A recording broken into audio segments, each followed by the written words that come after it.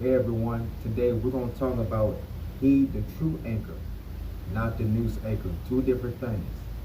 Alright, so I'm going to say it again. We're going to take heed to the true anchor and not the news anchor. And here's some key points. We're going to be talking about guarding your ears, watch what you lean on, acknowledging the truth. I'm going to give you a bit of everything, much I can disclaim, okay? So here it is. We're going to start with guarding your ears. When the enemy tries to tell you something negative, you can laugh out loud. Remember, when you keep silent, either you dealing with them or silence implies their consent by you just being a listener. And if he or she whispers fear and paranoia into your mind, call him or her a liar and quote God's words to him or her, just as Jesus did to Satan when he was tempted in the wilderness.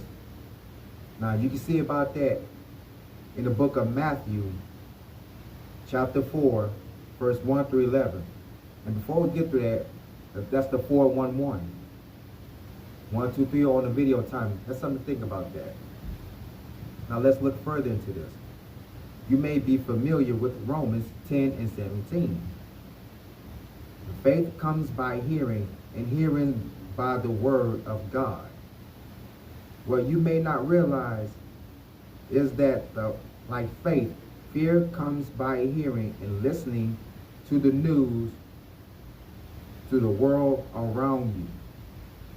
Now, if we keep up with the world's financial reports and heed messages of the economic doom, and gloom, we are bound to become anxious and prey to fear. It's what we give our mind and understanding to, is what we become. Know that you are what you become. Now, if you take that word information 222, if you take that word information and apply it to your daily life, it's like you are what you eat. All right. Remember, God said, don't be conformed to the patterns of this world. All right. That may have some significance, but fear, as you know, it is the opposite of faith. Okay. And it is not from God.